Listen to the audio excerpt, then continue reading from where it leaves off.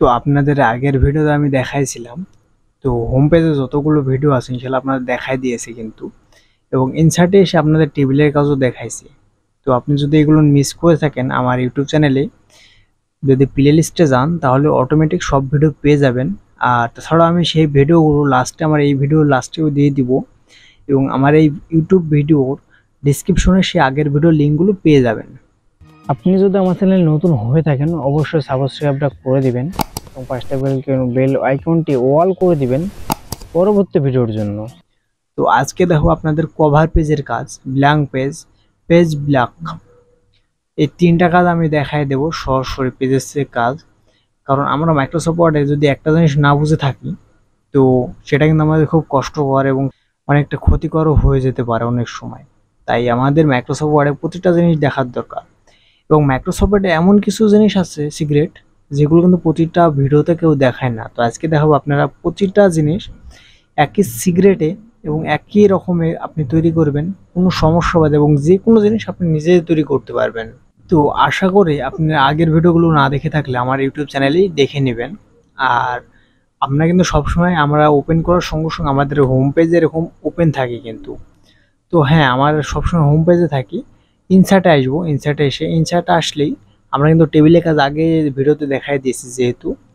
তো আপনারা কভার পেজের কাজ কি, এখানে দেখেন বিভিন্ন কভার পেজ রয়েছে। এই সব কভার পেজ কি এবং এইসব কভার পেজ কোথা থেকে আসছে এটা আপনাদের আগে জানাই। এখানে দেখেন বিভিন্ন রকম কভার পেজ তৈরি করা আছে যেগুলো আমাদের না, কিন্তু এই কভার পেজগুলো সরাসরি মাইক্রোসফট ওয়ার্ডের, তারা কিন্তু আমাদের তৈরি করে দিয়েছে। এবং এই মাইক্রোসফট ওয়ার্ডের যে কভার পেজগুলো আছে আমরা কিন্তু যে কোনো জায়গায় লিখতে পারবো, কিন্তু তারা কিন্তু লেখার জন্য জায়গাও দিয়েছে আমাদের। কারণ একটা কভার পেজ তৈরি কিন্তু আমরা নিজেরাই তৈরি করতে পারবো যখন আমরা একটা পেজে প্রতিটা শেপ এবং প্রতিটা জিনিস শিখে যাব। তো আমি যেহেতু এক কদিন দেখাচ্ছি, আশা করে আমার ইউটিউব চ্যানেলে যে ভিডিওগুলো দেবো মাইক্রোসফট ওয়ার্ডের বিষয়ে, এগুলো যদি আপনি দেখে থাকেন তো আপনি আগে এই রিলেটেড মাইক্রোসফট ওয়ার্ড বিষয়ে অন্য কোনো ইউটিউব চ্যানেল বা কোনো জায়গায় আপনাকে দেখা বা জিজ্ঞেস করাই লাগবে না, আপনি এগুলোর মাধ্যমে খুব সহজে শিখে যাবেন। তো আমাদের এখানে দেখেন কভার পেজে কিন্তু বিভিন্ন রকমের সিস্টেম দিল। যেমন এখানে একটা ফন্ট দিল, আমরা চাইলে এটা এডিট করতে পারবো, এবং এটা আমি এডিট করতে পারবো, আমি এডিটটা পরে দেখাচ্ছি আপনাদের। আমরা কভার পেজে আসি, এখানে যে কভার পেজগুলো দেখেন আমাদের কিন্তু এখানে বিভিন্ন কভার পেজগুলো সাজেস্ট করছে। এই কভার পেজগুলো সরাসরি মাইক্রোসফট ওয়ার্ডের থেকে আমাদের দিয়েছে। এটা হলো মাইক্রোসফট 2010 ভার্সন। আমরা জাস্ট সিলেক্ট করলাম, এই যে দেখেন আগেটা কিন্তু হারাই গেছে এটা। তো দেখেন আমরা কিন্তু এই লেখাটা চেঞ্জ করতে পারি, যে এটা ইচ্ছা সেটা দিতে পারে। যেমন দেখেন আপনি কিবোর্ড থেকে ট্যাব করলে এরকম হয়ে যাবে দেখেন। এবং এটা আপনি সিলেক্ট করতেন যে কোনো জিনিস আপনি যেমন করে লিখবেন, এন্টার দিলে বড় হবে, যেমন করে ইচ্ছা আপনি দেখেন যেমন করে ইচ্ছা লিখে নিতে পারবেন। লিখে নিয়ে আপনি একটা ফাইনভাবে এবং সঠিকভাবে একটা মানে কভার পেজ তৈরি করে নিতে পারেন। এটা কিন্তু কি আমাদের জাস্ট মাইক্রোসফট প্রোডাক্টটা সাজেস্ট করছে যে কীভাবে আপনি তৈরি করবেন, কীভাবে ফন্ট দিবেন। তো সেগুলো নিয়ে আমরা নিজের মতো নিজের মাধ্যমে কাস্টমাইজ করে নিতে পারি কিন্তু খুবই সহজে এবং কোনো বেশি সময় অপচয় ছাড়াই। আমরা এখানে বিভিন্ন পেজ দেখতে পারি। যখন আপনারা এই মাইক্রোসফট ওয়ার্ড বিষয় বিভিন্ন শেপ বিষয়ে জেনে যাবেন তখন আপনাদের এই কভার পেজ নাও লাগতে পারে, কারণ আপনারা তখন নিজেরাই মাইক্রোসফট ওয়ার্ডের কভার কিন্তু নিজেরাই তৈরি করতে পারবেন। তাই আপনাদের মাইক্রোসফট ওয়ার্ডের কভার বিষয়ে জানা প্রয়োজন। অনেক সময় আমরা শেপ দিয়ে তেমন তৈরি করতে পারি না। তো মাইক্রোসফট ওয়ার্ডের এই কভার পেজ অনুযায়ী আপনাদের যদি অভিজ্ঞতা থাকে তাহলে কিন্তু পারবেন। এখন আমি সিলেক্ট করলাম, দেখেন আমাদেরটা কিন্তু 10ও দিয়ে দিল। আমি পেজটা একটু জুম কমাইনি, এই যেমন দেখেন বর্তমানে আমরা এখানে কিন্তু পেজ রাখছি তিনটা, আমাদের তিনটা পেজ এবং একটা পেজ এরকম। কিন্তু আমি একটা পেজ হালকা একটু জুম করে নিয়ে যাই, দেখেন আপনি চাইলে এখানে যে কোনো একটা জিনিস চেঞ্জ করতে পারবেন এবং এখান থেকে আপনি চাইলে এটা চেঞ্জ করে নিতে পারবেন নিজের মতো করে। আপনি ব্যাক স্পেস দিয়ে সব কাটতে পারবেন যেমন ইচ্ছা আপনার। তো আপনারা এইখান থেকে যে প্রতিটা জিনিস কিন্তু চেঞ্জও করে নিতে পারবেন, পারবেন না তা না, আপনারা প্রতিটা জিনিস এখান থেকে নিজের মতো কাস্টমাইজও করে নিতে পারবেন খুবই সহজে। এবার আসি, আপনারা তো এটা বুঝতে পারলেন। আমি হোমে চলে আসি ইনসার্টে।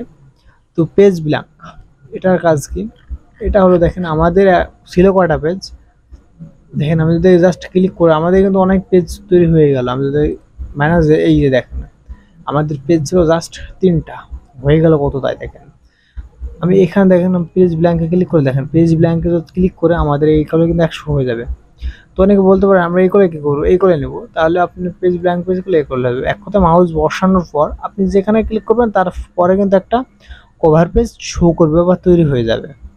আমাদের বিভিন্ন সময় বিভিন্ন পেজ প্রয়োজন হয়, তখন আমরা খুবই সহজে ইনসার্ট এসে ব্ল্যাঙ্ক পেজে নিতে পারি, এটা ব্ল্যাঙ্ক পেজ থেকে নিতে পারি। এবং আমরা লেখার সময় ইন্টার দিলে আমাদের পেজ কিন্তু তৈরি হয়ে যায়। আমাদের এখানে অনেকগুলো পেজ, আমরা যদি আরও জুম করে কাজ করি তাহলে দেখেন আমাদের পেজের কিন্তু শেষ নাই, অটোমেটিক হয়ে যাবে। এবং দেখেন আমার বর্তমান 16 নম্বর পেজ আছে এবং 16টা পেজ তৈরি হয়ে গেছে, কিন্তু আমাদের 16টা পেজ। আপনার এখান থেকে খুবই সহজে 16টা পেজই তৈরি, 16 কেন অনেক পেজই কিন্তু তৈরি করে নিতে পারবেন।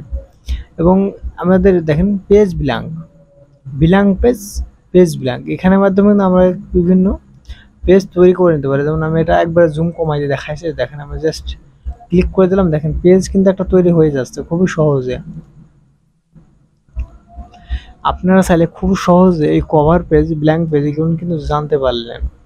তো আপনারা এখান থেকে যে কোনো জিনিস কভার পেজের মাধ্যমে তৈরি করতে পারবেন, কারণ আমাদের অনেক সময় এই কভার পেজগুলো কিন্তু মাইক্রোসফট ওয়ার্ড যেসব কভার পেজগুলো দিয়েছে সেগুলো আমাদের প্রয়োজন হয়। আমি এটা জুম করে নিচ্ছি আরও আপনার দেখানোর জন্য, সুবিধার জন্য আর কি।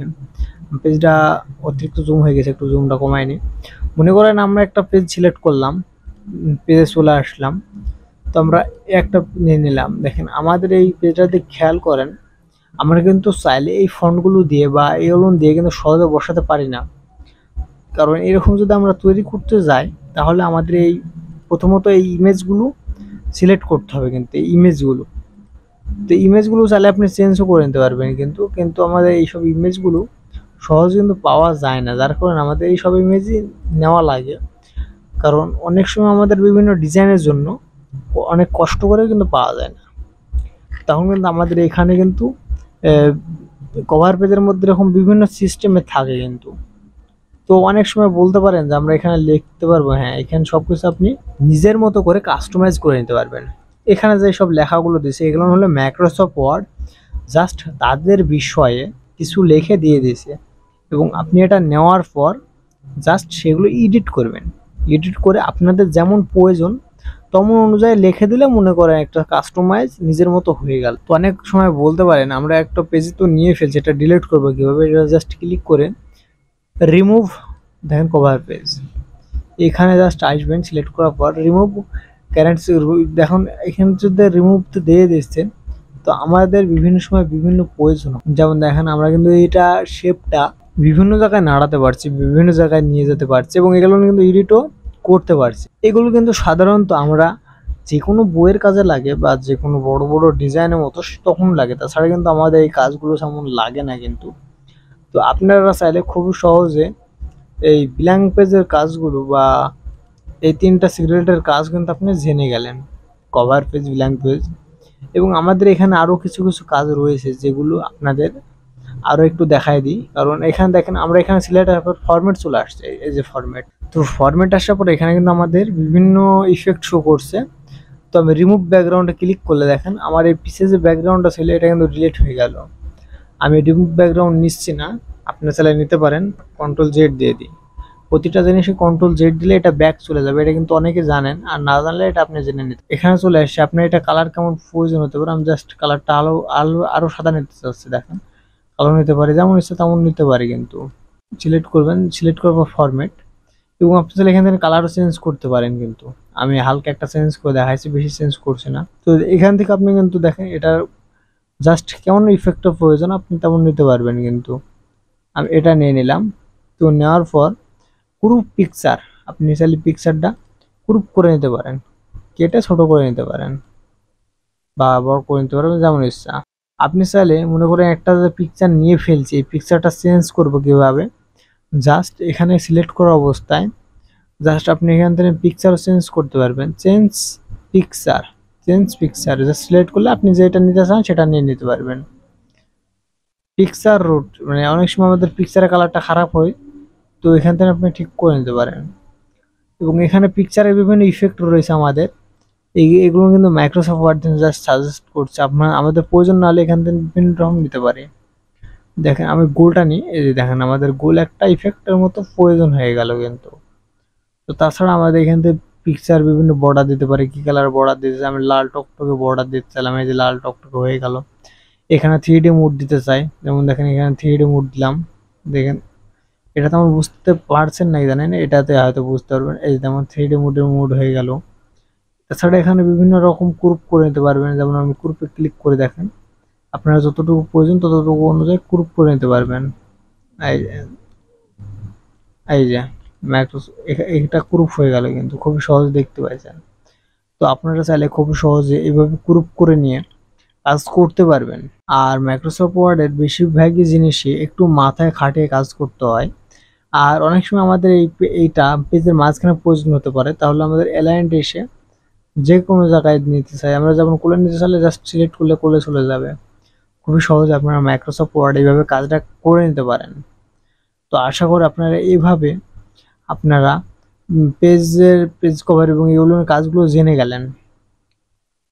তো আশা করি আজকে যে কোনো জিনিস যদি আপনি না বুঝে থাকেন, বুঝতে পারছেন আমার মনে হয়, কিন্তু যদি না বুঝে থাকেন আমার কমেন্টে জানাতে পারেন কোন সমস্যাটা আপনার। আমি ইনশাল্লাহ পরবর্তীতে সেরকম ভিডিও দেবো বা আপনাদের সেই সিস্টেমটা দেখাই দিব।